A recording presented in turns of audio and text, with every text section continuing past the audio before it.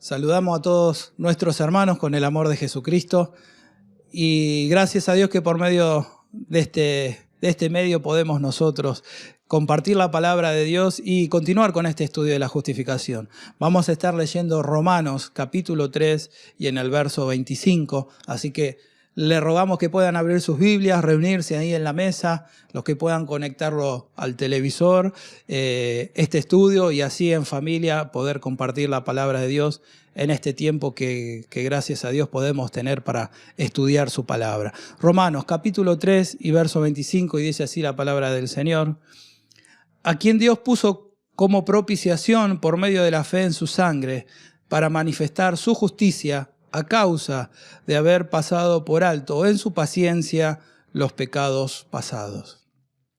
Y acá encontramos un término que quizá no es muy conocido, la palabra propiciación. ¿Qué significa la palabra propiciación? ¿A quién Dios puso? ¿A quién Dios puso como propiciación por medio de la fe en su sangre? A nuestro Señor Jesucristo, de quien estamos dando testimonio y de quien encontramos que en la Escritura nos habla, que Él es nuestro Redentor, que por medio de su obra fuimos justificados, por medio de la fe en su nombre fuimos justificados.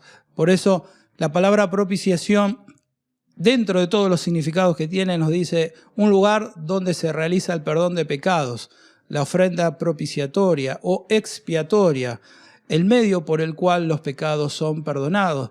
Y de esta misma palabra encontramos el significado del propiciatorio, que era la tapa del arca donde el sumo sacerdote entraba una vez en el año para derramar la sangre de aquel sacrificio, del sacrificio por el pecado, del día de la expiación, donde todo el pueblo de Israel, luego de este sacrificio, si Dios recibía este sacrificio, era perdonado. Por eso, de entre los querubines, donde la gloria de Dios estaba, de donde la misma presencia de Dios estaba, allí el sumo sacerdote se presentaba y presentaba esta ofrenda, este derramamiento de sangre sobre esta cubierta, sobre esta tapa, para el perdón no solo de los pecados del pueblo, sino para el perdón de los pecados también del sumo sacerdote. Por eso la palabra expiar, de donde también va relacionado la palabra propiciación o el acto de la propiciación, significa borrar las culpas de, lograr el perdón de, expiar, apaciguar, quitar, ser misericordioso, tener misericordia. La palabra ser propicio viene también de esta palabra expiar, donde nos habla de borrar culpas, de obtener, de lograr el perdón de. Entonces encontramos de que ¿quién es ese ser propicio? ¿Quién es ese ser misericordioso? Es nuestro Dios. Él es el que perdona nuestros pecados.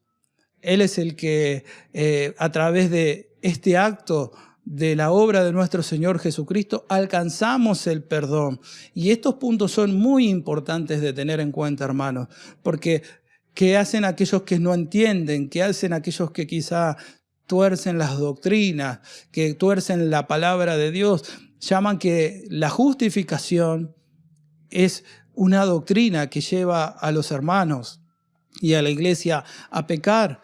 Y esto no es así. Y como dijo el apóstol Pablo, de ninguna manera. La gracia de Dios no nos lleva al pecado, de ninguna manera.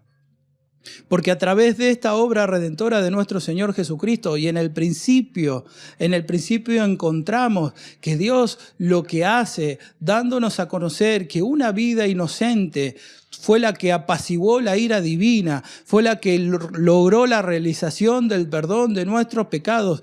Dios lo que hace nos hace dar evidencia en nuestra conciencia y en nuestro espíritu de que éramos culpables del pecado y de que Dios aborrece el pecado. Que esto es lo hermoso, que la gracia de Dios, como dice el apóstol Pablo en Tito, que la gracia de Dios se manifestó para salvación, enseñándoles a todos los hombres que renunciando a la impiedad y a los deseos de este siglo, vivamos sobria, justa y piadosamente. La gracia de Dios no es para pecar, la gracia de Dios es para que el hombre pueda ser librado del pecado.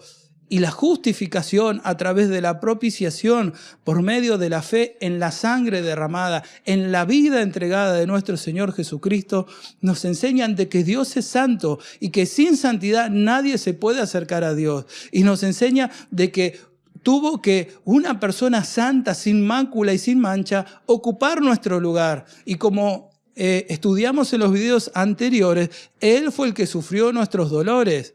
Él fue el que cargó, en la persona en quien Dios cargó el pecado de todos nosotros. Y por su gracia y por el conocimiento de este justo, Él es el que es capaz de justificar a muchos de sus pecados. Entonces, cuando nosotros vemos que la Escritura nos enseña a quien Dios puso como propiciación por medio de la fe en su sangre, debemos entender que el acto que Dios hizo, que a través de la obra de nuestro Señor Jesucristo, fue la entrega de la misma vida, del derramamiento de la sangre de nuestro Señor Jesucristo, ocupando nuestro lugar, ocupando nuestro castigo, sufriendo nuestros dolores. Por eso a todos aquellos que creemos en Jesús y que hoy vivimos gracias a la vida que Jesús nos dio por medio de la fe, el apóstol Pablo lo dice muy claro en 2 Corintios en el capítulo 5, para que los que hoy viven ya no vivan para sí, sino para aquel que murió y resucitó por ellos. Nosotros, luego de recibir de creer y de aceptar este sacrificio tan grande, de esta obra de salvación tan grande, lo que nos lleva es a poder vivir una nueva vida, pero para Dios, alejándonos del pecado, avergonzándonos de nuestros antiguos hechos y por amor a Dios, entregar ahora toda nuestra vida y todo nuestro ser. Porque su sangre fue derramada y ocupó nuestro lugar. Y ese acto fue el que expió nuestros pecados, el que limpió nuestras culpas, el que quitó de en medio nuestros pecados delante de Dios. Y como dice el profeta Jeremías, y no me acordaré más de sus pecados y de sus transgresiones. El pacto fue Dios quien lo instituyó. Y fue instituido a través del derramamiento de la sangre de nuestro Señor Jesucristo. Es lo que se establece, es lo que se hace memoria en lo que llamamos la Cena del Señor, donde nuestro Señor Jesucristo dice, este es el nuevo pacto en mi sangre. O sea, hubo un derramamiento de sangre que confirmó este pacto eterno delante de Dios, para que todos nosotros hoy pudiésemos acercarnos justificados, como justos, sin culpa delante de Dios, porque nuestra culpa, nuestro castigo fue llevado y ejecutado en el cuerpo de nuestro Señor Jesucristo. Por eso la sangre, desde el principio lo encontramos, y en Levítico y en el capítulo 17 y en el verso 11, encontramos que la Escritura nos enseña, dice, porque la vida de la carne en la sangre está, y yo os la he dado para hacer expiación sobre el altar por vuestras almas, y la misma sangre hará expiación de la persona.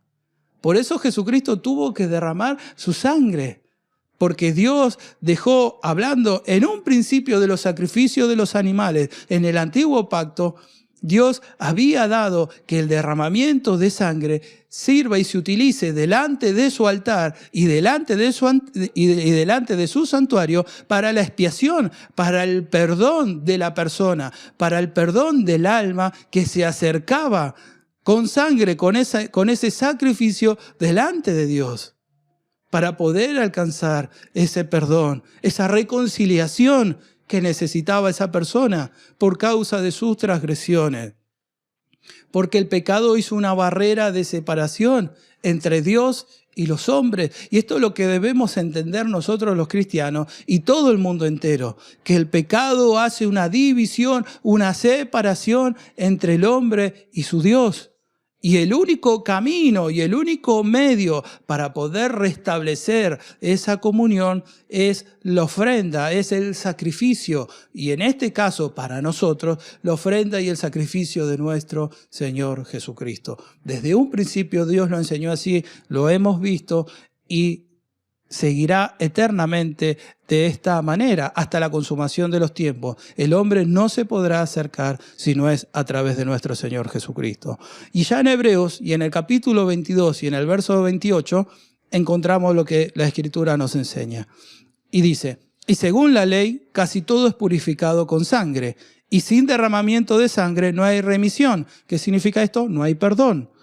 Fue pues necesario que las figuras de las cosas celestiales fueran purificadas así, pero las cosas celestiales mismas con mejores sacrificios que estos. ¿Cuál habla los mejores sacrificios que estos? Los mejores sacrificios de la antigüedad, los sacrificios de animales. Las cosas celestiales, las cosas eternas, necesitaron ser purificadas de la misma manera. Dice, porque no entró Cristo en el santuario hecho por los hombres, figura del verdadero, sino en el cielo mismo, para presentarse ahora por nosotros ante Dios. Y no entró para ofrecerse muchas veces, como entra el sumo sacerdote en el lugar santísimo, cada año con sangre ajena. De otra manera, le hubiera sido necesario padecer muchas veces desde el principio del mundo. Pero ahora, en la consumación de los tiempos, se presentó una vez y para siempre por el sacrificio de sí mismo, para quitar de en medio el pecado, y de la manera que está establecido para los hombres, que mueran una sola vez y después de esto el juicio, así también Cristo fue ofrecido una sola vez para llevar los pecados de muchos y aparecerá por segunda vez sin relación con el pecado, para salvar a los que lo esperan. Entonces, de la misma manera que se hacía en la antigüedad, como leíamos, la ley teniendo la sombra de los bienes venideros, el tabernáculo que erigió Moisés fue conforme al modelo que Dios le había dado, todo fue sombra y figura de lo que había de venir. De la misma manera, Cristo se presentó en el santuario celestial, delante de Dios, ofreciéndose Él mismo como sacrificio, derramando Él su propia sangre, presentándose Él como el mediador, como el sumo sacerdote, por Dios, hecho por Dios para siempre, y para que de esa forma, de una vez y para siempre, nosotros los que creemos, nosotros los que hemos sido santificados por la ofrenda del cuerpo de nuestro Señor Jesucristo, pudiésemos alcanzar un perdón eterno, pudiésemos alcanzar una salvación eterna. Entonces, encontramos, hermanos, todo esto que encontramos en la obra de nuestro Señor Jesucristo, encontramos la figura y los testimonios en la ley y nos dan evidencia de que cuál es la forma y la manera que el hombre se puede acercar a Dios. ¿Puede justificarse el hombre ante Dios? De ninguna manera. La única forma es que pueda creer, que pueda aceptar, que pueda entregar Él mismo su vida a nuestro Señor Jesucristo, que murió y resucitó para nuestra justificación. Así que rogamos a Dios que con su palabra y con su Espíritu Santo nos siga bendiciendo y que este estudio le pedimos que puedan seguir indagando, que puedan aún consultar con otros hermanos, porque hay mucho para aprender sobre el misterio de la justificación y la redención. Les abrazamos en el nombre de nuestro Señor Jesucristo. Dios les bendiga.